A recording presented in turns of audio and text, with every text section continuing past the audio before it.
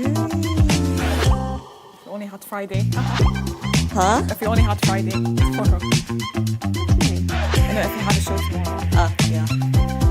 Expected all that. It's gonna be in February, yeah. It's so soon.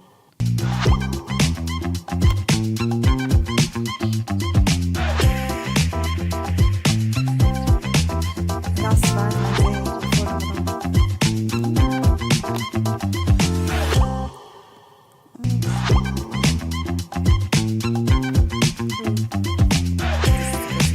So we get older, but Yes.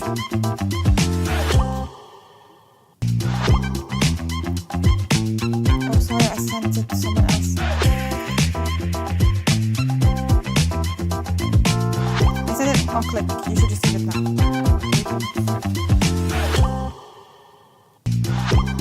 yeah.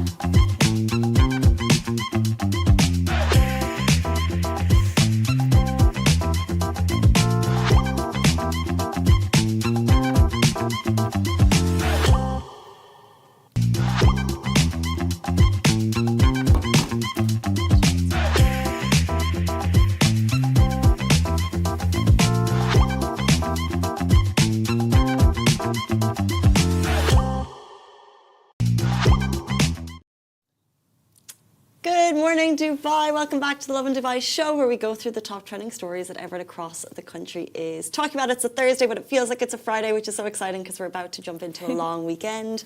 Our top stories for you today: 21 people arrested in a massive visa scam in Dubai. And RTA announces free parking this Friday. We're talking another scam story. Fraudsters are dressing up as Ministry of Interior officers. And a commuter is trying to reconnect with a mystery woman after they shared a moment. I love this story. Would love your thoughts on that one later on in the show. We also got to sit down with Zenofar, Fathima and the cast of a new horror, Kaze, The Wind. It's a chilling, true story that the team are working on, and that comes live to you later in the show.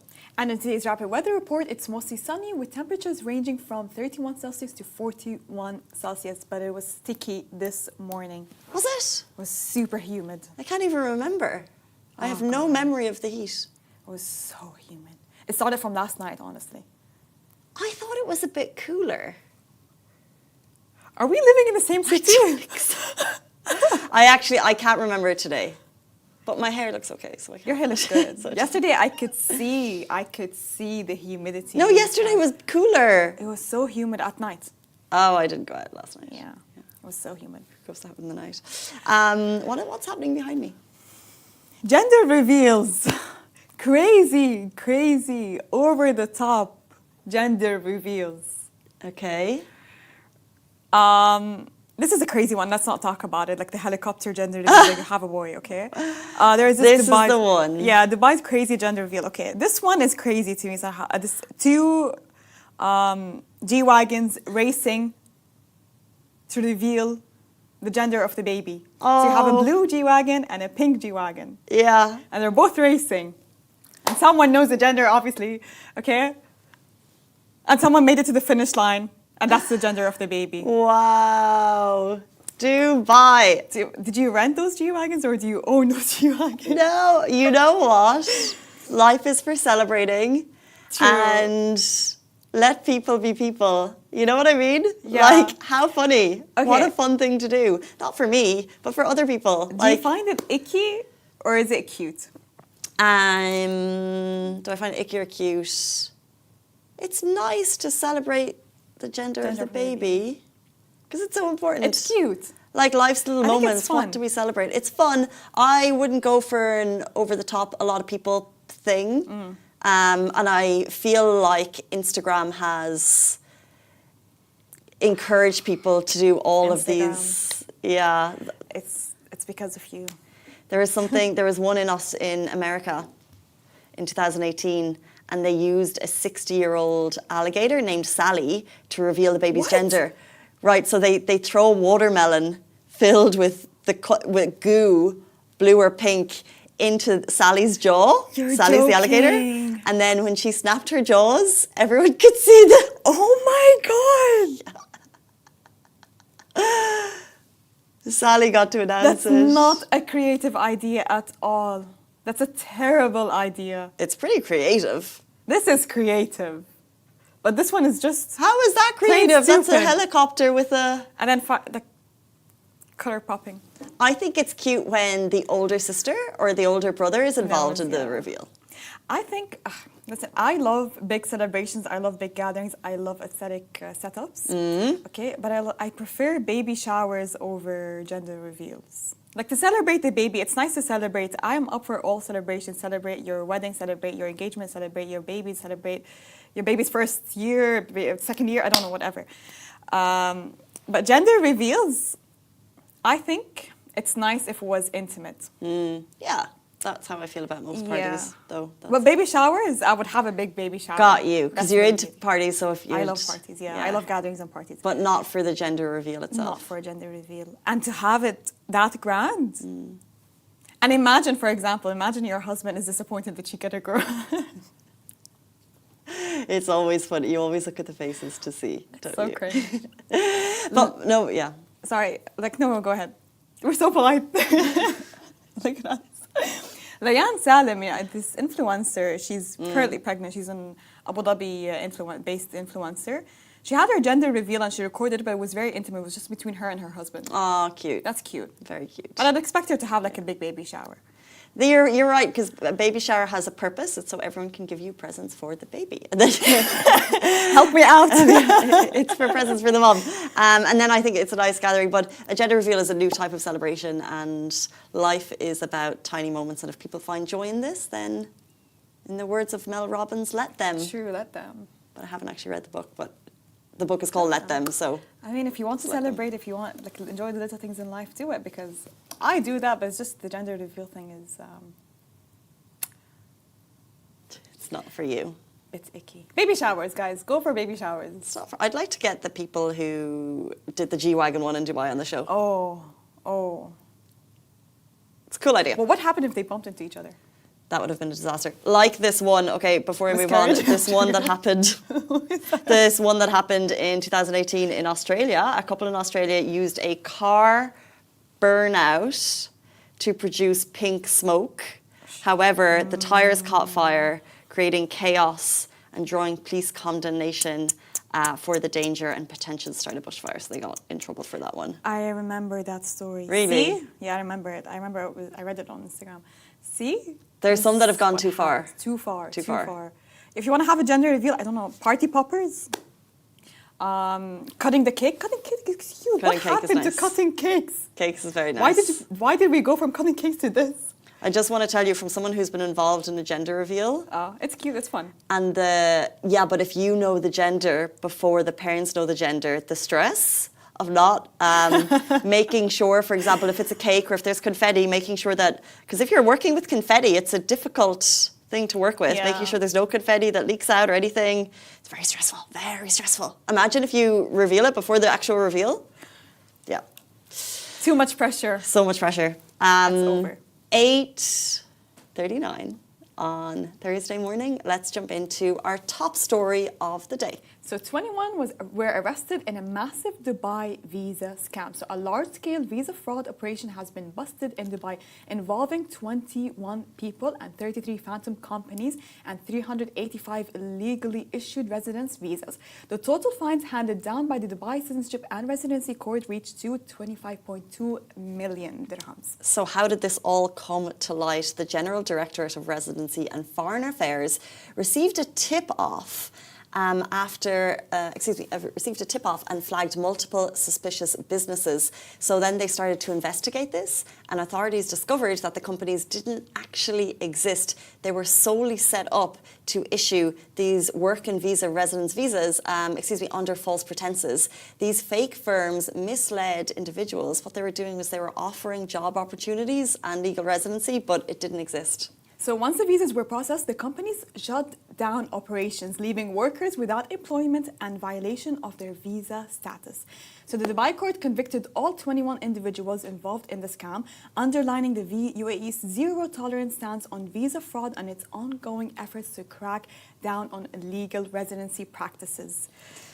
I really feel for the people involved in the situation. You think Yes. you're getting a job, you're probably paying a lot And a for a visa, visa. and there was fraudsters at play. So thank you to the authorities for shutting this down. It's so sad to think that these scam operations are in existence, but at least we also know there's people working hard to crack them down. They're taking advantage of people that are moving to Dubai and they're searching for a job. The job market here is very difficult. So they're taking advantage of this. So they're only getting peskier and peskier, those pesky little scams. What? Get a normal job. I know. Just get a normal job. Scamming people out of their cash, people that are in need. We have more For a scam stories job. coming up as well. Scam day today. It's a scam day. But before we get there, what's not a scam is we have a long weekend. And with that, we have some housekeeping rules for you that will take place across the city. So we're gonna get free parking tomorrow. So the RTA has announced that all public parking in Dubai will be free this Friday, so June 27, 2025, in celebration of the Hijri New Year, 1447. However, do note that multi-level parking facilities are excluded from the free parking offer. So as part of the holiday schedule, Dubai Metro services will run extended hours, which will be from 5 a.m. until 1 a.m. the next day.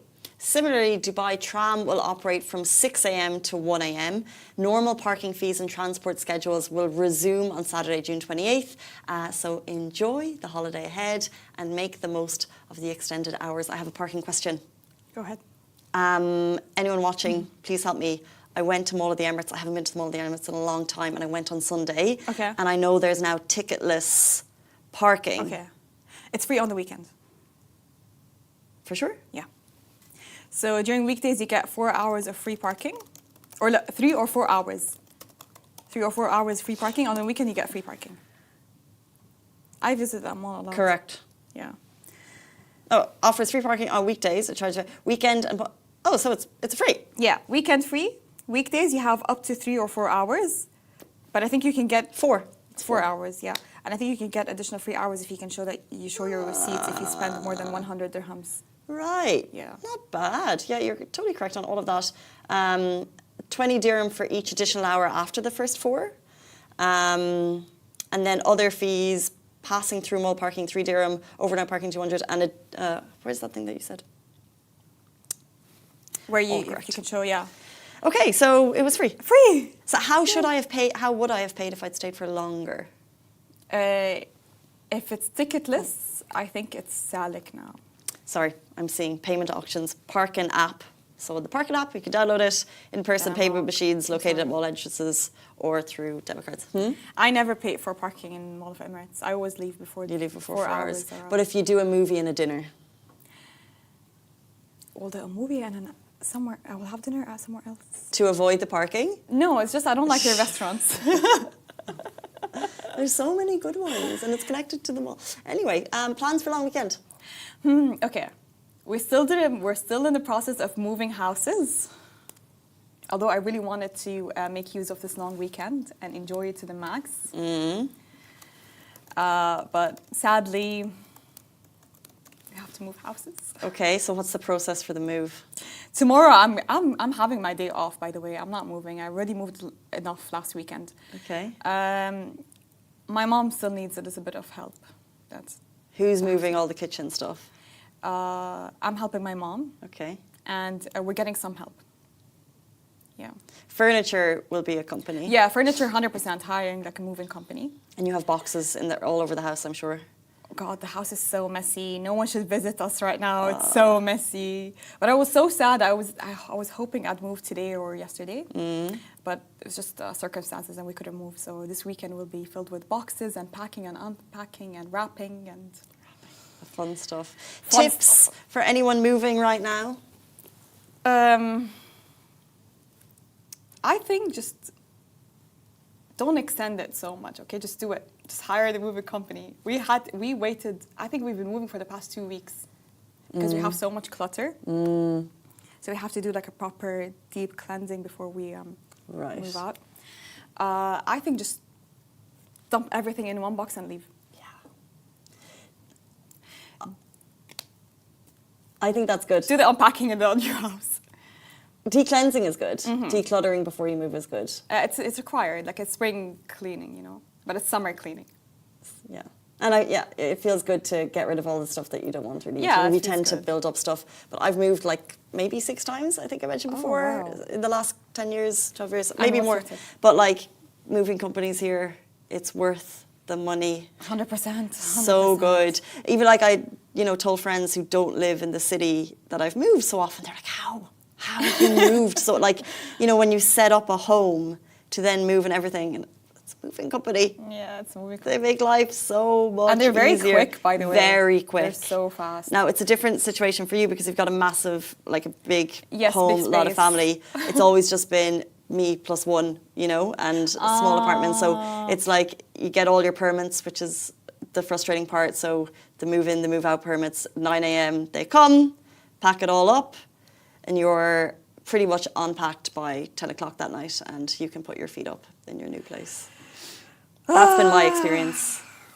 I think we've had hiring companies here. The moving companies here are they're very easy to deal with. They're very, very, very quick, and they're very neat. Yeah, we don't have any issues with it. It's just the moving process that's so tiring. And my mom she likes things in a specific way and manner. Oh, yeah. You have to follow that. And haram, I feel bad. She's suffering the most. True. If it was So my God mom bless moving, her. it would be a whole other. Yeah. Yeah, fair. I'm so laxy-daisy. I'm like, just put it in the box, fine.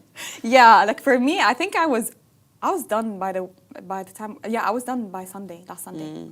But it's just the amount of clutter that we have in the house, and the decluttering process is the annoying process. And but I think we're thinking, almost done. Yeah. You do need the stuff in the next What one. about you? What are your My plans are do very little. Exercise, because I'm traveling in 10 days. So I'm basically planning my honeymoon wardrobe. That's all I'm Do doing. you have your dresses ready or not yet? Still working on it. I Okay, need to go nice. to the mall for some bits, but like just basically planning the packing for the wedding and the honeymoon. That's How all I'm going to be doing. exciting. Yeah, it's not a You have a bad nice plan. weekend, yeah. I'm excited about it. Going through all my things, being like, this will work. Things that make us happy. Let's also speak about another scam that's happening in Dubai. Fraudsters are dressing up as Ministry of Interior officers, so be on alert. Videos are going viral explaining this a little bit more, which you can see on our feed. But scammers are going door to door posing as census officials. They're asking residents to show their valid Emirates ID, saying it's for an upcoming census. No, now here's the catch. So they look extremely professional. They carry official-looking documents, letterheads with ministry logos, laptops, and even biometric devices. They're well-dressed, widespread, and convincing. But make no mistake, this is a scam. They're using fake IDs, and the government does not actually collect or conduct a census in this way. So if someone does show up at your door claiming to be from census and asking for personal information, shut the door, do not engage. If you're unsure, verify, always verify through official channels. How is this happening? Because every time I don't live in a villa community, but every time I drive into one, I'm stopped. And I have to painstakingly give my phone number and my Emirates ID. And I'm thinking, why do you need this information? But this Now is you why. get it. Yeah, but those securities, they even stop me, and I'm a resident in our community. So I don't, in every building, this is one of the safety things here that it just doesn't happen in other countries. Every building has a security guard. If they're scamming the people, they're also scamming the Every security. building I've lived in has a security guard. So I'm just wondering how this is happening. How they manage to do it. Those scammer stories, they always drive me crazy. How do you manage? How do you sit down with yourself and think of all the possible ways to scam? Clearly, you have a proper mindset. Put it in the right direction. Put it to good. Put it to good. Put it to If good. you can think of ways to scam people, you're obviously... No, I'm not gonna give them a compliment. But I think you can put it into good use. Yeah. Don't if someone scam comes to your door, question it, basically. Don't scam those vulnerable people. Haram. Wallah. Shwad. Why don't we do some good for the day? Yeah, let's... Enough with the scam stories. Enough of that. This brings us on to our next story. So... basically, this guy was on the metro a couple of days ago, and he DM'd us because he wants to reconnect with this mystery woman after what he said they shared a moment. I feel like we're in the James Blunt You're Beautiful soundtrack. She smiled at me at the subway, but she was with another man. This is literally what's yeah. happened. So Okay. she smiled at him on the subway. Sorry. He sent us this DM. Never mind, go ahead. He sent us this DM on June 24th at around 9:30 p.m. So let's just check. Which day was June 24th? So Tuesday. At 9:30 p.m. If you were on the metro a Tuesday at 9:30 p.m. and you're a lady and you got smiled at, this could be your love story. So he was on the metro heading towards Centre Point. The train was pretty packed, like this. And sitting across from me was one of the most beautiful women I've ever seen. I've got goosebumps. You had brown hair, you were wearing a striped shirt, you had a pink phone case. Oh my God, he remembers every detail, how adorable. We exchanged smiles a few times, and I really wanted to say something, but I got nervous and missed my moment. Aww. I literally have goosebumps for this person. They got off at Dubai World Trade Center. He was wearing khaki shorts and a blue beach shirt. Been thinking about that. Kirby just interjected saying she's married. Kirby, stop! He's not so happy with that. He would have noticed if she was wearing a ring. Hold on. He was thinking about that ride ever since and wishing he had said something. So if you see this, or if someone you know sees this, he would love the chance to say hi properly. P.S. I know this might come off as desperate, but I genuinely felt something there. Not just a friendly smile. Creepy or cute? Cute. Cute. I have mixed You're on the feelings about fence. this. I can No, see. wait. I have mixed feelings about this. Okay. It depends on the girl's reaction. It depends on her He's saying facial expressions, but sometimes people mistake polite interactions with being interested. Like it's a confusing blurred line, you know. 100%. Maybe she just smiled back because she was trying to be friendly. Maybe she was interested. We never know, or maybe she was not. Maybe she's, when you keep catching someone's eye. Yeah, It's the most awkward thing. and because my natural reaction, I just kind of go. So imagine and then you just can't stop, and it's so awkward. So that could have happened. It could have been an awkward eye catch situation. But I'm going to sit on his side of the fence because the comments were not nice. Yeah, the comments were I so mean. know. They're calling it cringe. They're saying, someone said, stay away from my girl. Kirby says she's married. You trolls. This is the love story. This is we don't need Hollywood movies. We have a love story happening right here. We need to make it happen. He seems like a romantic man, صراحة. Yeah. So I wish him the best. I hope there was something there because sometimes maybe the girl wanted to be approached. So and he never did. Let's assume that it was a connection, okay? And I put this to the ladies. If you are having a moment, because we always talk about we don't want to meet someone on the apps, we want to meet someone in real life, but the gym is hard, you can't meet someone at work, what do we want, right? So let's just say you're actually having a moment. How would you like this situation to transpire? Because I feel like we all want to be in this rom-com movie. However, I don't want someone approaching me on the metro. You know what I mean? We don't know what we want. We don't know what we want. But I think if you were actually interested and genuinely interested, you would want him to come approach you. So if you were in that situation. And if I was interested, yes, I would expect him to approach me. What would he say? You can be not creepy, yani. عاد. It's so hard. But it's hard. And on the metro, you have a definitive time. You're at a packed metro station. You've got a timeline that's so short. I think the conversation would be so awkward. I think a note. A note? I think a note. With a Spoken number. like a 90s kid. A note with a number. All you say is hi, smiley face. Ooh, what would you put on the note? What would you say? You wouldn't put your number, no. You know, if a man gave me his number, I would never text. But how would you then reconnect? I would say if it's destiny, we'll meet again. See, it's not going to happen. It's not going to happen. It's not going to happen. It's not going to happen. Obviously, it's not going to happen. The only thing I would say, this entire interaction is fully based on looks. So you know.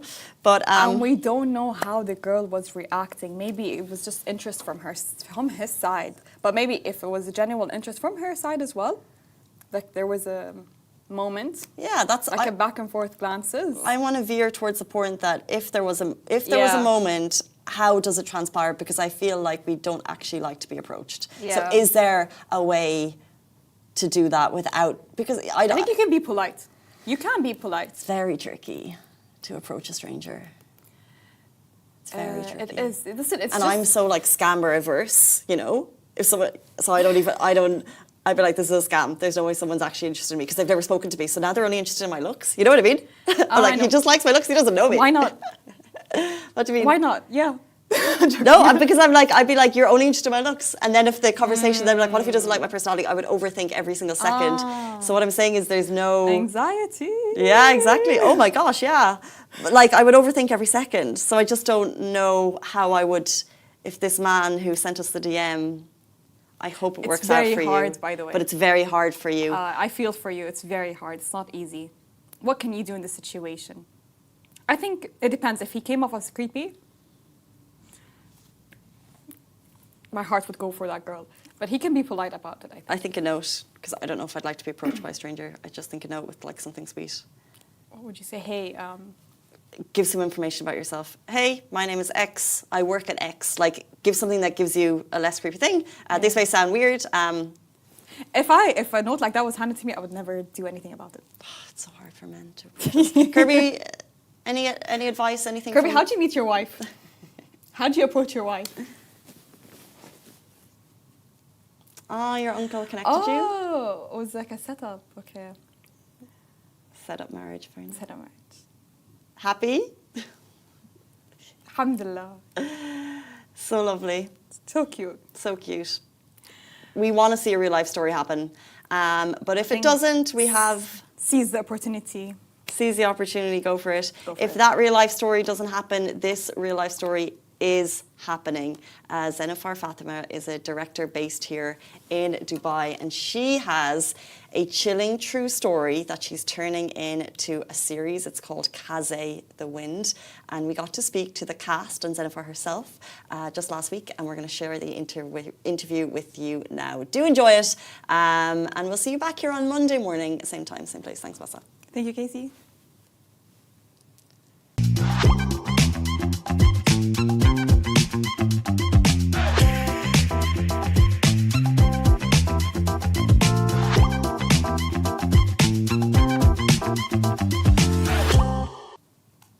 Hey guys, welcome back to the Lovin Dubai show. Today we've got the cast of The Real Files with us, plus the brilliant director behind it all, Zenofar Fathima, is back in studio teasing season 3, Kaze, The Wind, a personal story based on something she actually lived through. Guys, we're super excited for this conversation. First of all, welcome to the studio. Hey, thanks for having us. Thank you. We had you on the show recently, Zenofar. We know that this was a story you actually lived through. So what inspired you to bring it to the big screen? I think the inspiration is about, because most of the stories were very easy for me to carry out. But this story was having so many obstacles. So that's what was not inspiring, but like really curious that why isn't it happening? So what is the reason? Like I've been working on so many stories for like nearly 3-4 years, and according to the timing, I could release it properly. But this one is like backing out. I mean, like whenever I have a certain dates to be discussed with my actors, it doesn't happen. Or, you know, sometimes I'm getting sick. You know, it's something around going on. So I'm like a little curious, but I think I will carry it out. We actually spoke after the last interview, and when you gave me a bit of a background, it gave me the heebie-jeebies. And we're going to do our best to talk about the show without dropping too many spoilers. But to the cast, Zenofar brought you all together. Can you describe, let's say, the first day on set? What was it like for you? Any creepy moments? The first day on the set has always been creepy, especially when Zenofar is there. No, because it's not creepy in a sense. It is eerie or it's scary, but it's just that you yourself are a bit nervous, you know, when you're there. Because one common thing with Zenofar's stories is that projects are quite unrevealed, even to the cast. Now, that's a very interesting aspect. That's a good experience for even actors and people who are watching, because people who are watching through the screens are getting to see our real reactions. They're getting to see our real, the moments of, So all of that is real. It's not practiced or rehearsed. Interesting. I think for me, that's the most important thing. And it's amazing. So, do you want to say something, Danish? Yeah. So, what really excites me about this project is the theme of this project, the wind, Kaze, the wind. You know, wind is one of the basic elements that surround us, right? It carries that energy and it connects us to the world of the unseen. So that's why I really like about this theme, you know, the wind, and it really excites me to be part of this project. Yeah. Interesting. And can you maybe give us a little insight as what it was like to work with Zenofar? Yeah, sure. Actually, in the beginning, to be an actor in Dubai, for me, is something I never thought about it. But Zenofar told me, you know what, you have to come in my film and you will be an actor. I thought before, to go to any movie, you have to prepare yourself. But with Zenofar, everything was real emotions, real reactions. She's a great. She helped me a lot to be a new actor in Dubai.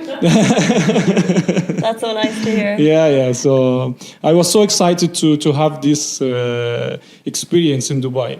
Interesting, because to me acting sounds so glamorous. It sounds like I just think of like the big screen and I think hair and makeup. But can you tell us, like, what does it mean to you personally, a career as an actor?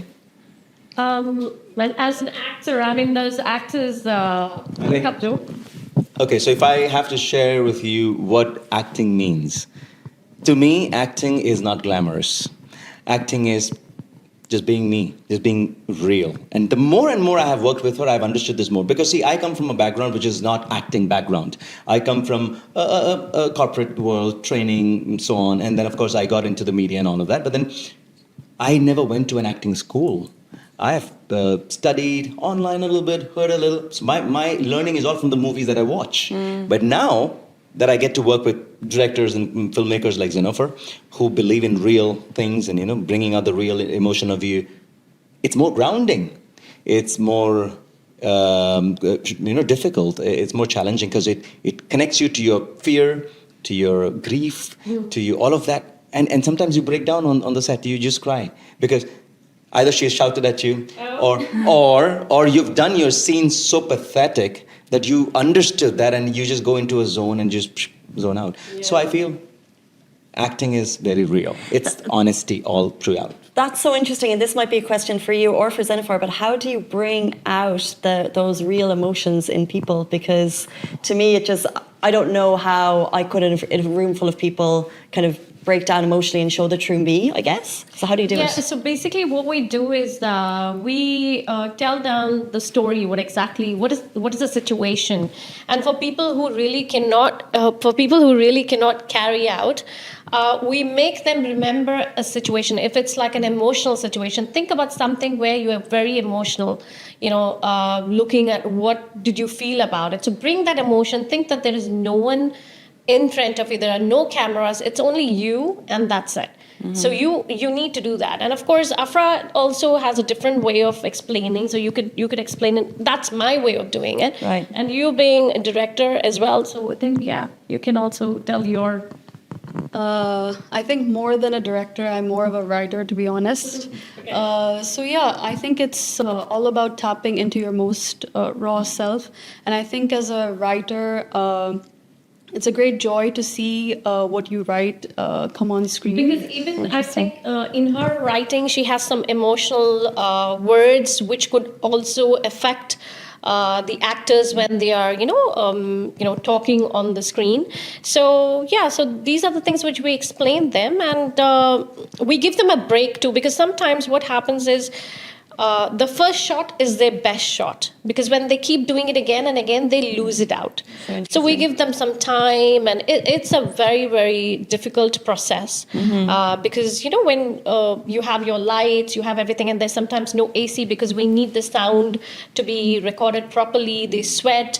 So to the outside world, it's glamorous, but to us, it's a kind of a complete labor work. That's what I would say. Yeah. Interesting because you've got the real challenges. Yeah. So the AC, the finding the motion, but then also the topic, Kaze, which we know is blurring the lines of fiction and reality. So I'm just wondering, were there moments on set where you felt we're going beyond the realm of normality here? Okay, so Kaze, I've just explained them the story, okay? And the most important about what I felt, not in the screen, but as in reality. So this was a story which was which was told to me by one of my friend. And of course, he's also acting in this story. His name is Isam. So he told me this story, and I related this story to my daughter, Afra. So I think you can tell what happened next. That's like really scary. I think it was basically a chain of events. So kind of like how in the story, everyone who gets to know of that specific narrative, bad things start happening to them. So for her, basically what happened was I narrated the story. But when he narrated that story to me, he had an issue. He ghosted me for 4 days, but he had a very bad issue. Okay, and when I narrated the story to her, her whole the coffee. I had basically scalded my leg with really boiling coffee. Oh my gosh. And the day that we met, basically to see how to basically write the story and go through the beats, what the story is going to be about. Even that day when we were discussing in a coffee shop, we got these really weird looks from people. Really creepy. Like you could tell there's something not right with them. Yeah, I mean, something was not. Something was not really right with them because the minute I finished with my daughter Afra, and there was one more writer whose name is Farhan. The minute we got out of it, people started looking at us in a very different way. They were looking like zombies to me. And I was like wondering, why are they looking at us like this? I think the best... Now, I have a question. So was it that actually people were looking at you like that, or the three of you were in sync in imagining that the people were looking at you? It could be both. No, it could be both. You never know the reality. The best way that I can describe it, to be honest, is I don't know if you guys know the Kubrick stare. It was basically that. That's what people were doing to us. I think That's it. It's basically a thing which you tell actors, like if you want them to get the psychotic stare. That's basically Okay. The psychotic stare, but only for like about 5 to 6 seconds. Yeah. So the story of Kaze is it's something through the wind, and I wonder if you felt it and then you felt it, and obviously the cast are hearing the story. But Dare I ask, did it pass on to either of you? The thing is, I don't want to tell them right now because I want to finish it. What I have decided. You don't know the story? No, they don't know. So the production of this is still in pre-production stage, right? So she has given us a not synopsis also. She's not revealed much. Sorry. So this is in the pre-production stage at the moment, right? So we don't know our lines, we don't know our script, we don't know what characters are playing. We are in the blind. But we know, Zenofar, we know she's going to push us to our limits and challenge us to do something which we've not done before. Are you guys nervous about hearing the story? No, actually, I think Zenofar very well organized, and she will help us to, show the best emotions what we can get in the same moment. And I think when you are very natural and your emotions real, the people also will understand and will feel these emotions. What they say, like what comes from heart go to the heart. Yeah. So I think so. And what about level of preparation in terms of acting? Would you watch any specific horror movies, or do you deep dive into anything specific to prepare yourself for this type of filming? I think you can be better. So basically, what I do is if I need a certain kind of looks or certain kind of the way to act, I either tell them that this is how it is and I show it to them. Okay, so what a director does is sometimes when the actor doesn't know how to do it, the director needs to know how to act to show them how it is. Right. So that's something which I do with them. And if they don't get that, I tell them that, okay, there is a scene, something in some movies, go watch it. Then you will know what exactly it is. So they're these are the well-prepared. two kind of scenarios. But I think most of my actors, they're very good when I act and I bring it on, they can understand that, yeah. Interesting. Just to add on to that, when she gives us a reference by acting out that line, or not even acting out the line, just by telling us that this is how the mood is, this is how the emotion is going to be, this is the backstory of it, we already understand that, okay, this is what she's expecting. I think every actor has their own process of how to learn, how to rehearse and practice. My process could be different than hers and hers. But yeah, I think this is good enough because then it's raw and it's natural. The moment we start watching too much of something else as a reference, then we tend to go towards that. I don't want to incline towards someone else's portrayal of the scene. Everybody has I think everybody has their own style. So, and that style will come only if you don't look at others. We don't want to copy. You have your own identity. Like, okay, fine. If I say Joe has this kind of acting. Or if I say the screenplay writer, she has her own kind of writing. So they know that, okay, if this is how it is, that's done by Afra Farhana. Well, interesting on that. So to Afra, as a screenwriter, knowing how important the story is, knowing how important it is to Zenofar, how does that approach your writing of the script? Because it's not just a script. This is a story that's clearly so personal to someone. I think, in a way, the director or whoever's experienced that story has a very great hand, in making it come alive. But I think and I say this a lot because I think screenplay writers are very, Very less than they're very minimal, and I think people do not appreciate or realize the value that they bring to a script, to a story. People, I think 10 or 15 years back in Dubai, you wouldn't see anyone or any filmmakers say that, okay, we need a screenplay writer to write the script. They will just say, I'm going to write it and it's going to come out great. I'm going to write the dialogues and it's going to come out great. But I think that screenplay writers have their own they bring their own aura and talent into it, into structuring the story to realize the director's vision. So I think that is something which is very understated. And I think now people are realizing it, which is great. Flying the flag for screenwriters. Yeah. I would have the same question for the cast as well. How did being part of a story so personal to Zenofar, how will it impact your approach to playing the role? I will tell you a story. I'm in real estate business. I'm a real estate agent in Dubai since 10 years. And then when Zenofar told me, Amr, you will come in my movie, I said, Zenofar, I don't have any experience. What will do? And then she told me, you will be a real estate agent. This was really funny, This is why I said it's all real. He's playing him. So He's playing himself. I act my real role in the life. So every day I show clients villas. Every day, and then it was really funny. And at the same time, Perfect. Yeah, I didn't felt anything different. I was acting my role every day, and I showed them the villa, and let's go here. This is the first bedroom, and then was so easy for me, So Zenofar very smart to choose the rule for each one in the team. Because there was a rule. There was a rule of a real estate. So I said, he is the best. I mean, and I don't have to work too much on him. I'll say, okay, fine. This is how it is. I'm your client. Show it to me. So that's how it is. Okay, amazing. Because Zenofar is a real taskmaster. Now that's what makes the project great. So I'm also a filmmaker. So I like to explore acting through storytelling. So when she pitched the project, I was excited about the concept. Like I said, the wind, the energy, and it's a mystical horror mystery. That's all I can say. And how did you and Zenofar connect on this project? Yeah, we met in a.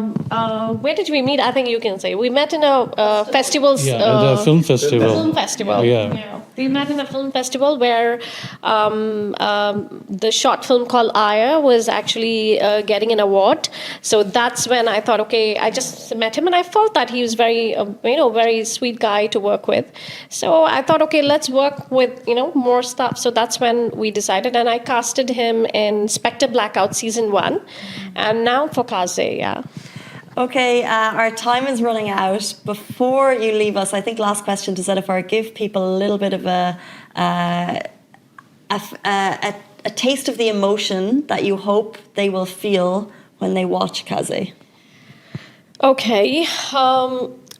The taste of the emotion is not going to be sad, but it's going to spook them out, because something like this, when you're doing a story and if it's real, and this has happened in our lives, and we've been carrying it out in a kind of a movie, I think the emotion is just going to be that they're going to spook out. Because the first thing what we're going to put it is, this is a real story, guys. Because it's all about, it's a story. It doesn't have any emotional thing, but it's just that one message, which of course will be an awareness message for the people, is don't indulge yourself in certain negative energy. If you know that if it is negative energy, you better get away from it. Don't go for it. So that's the awareness story which I would give it to them, because that's what happens in this story.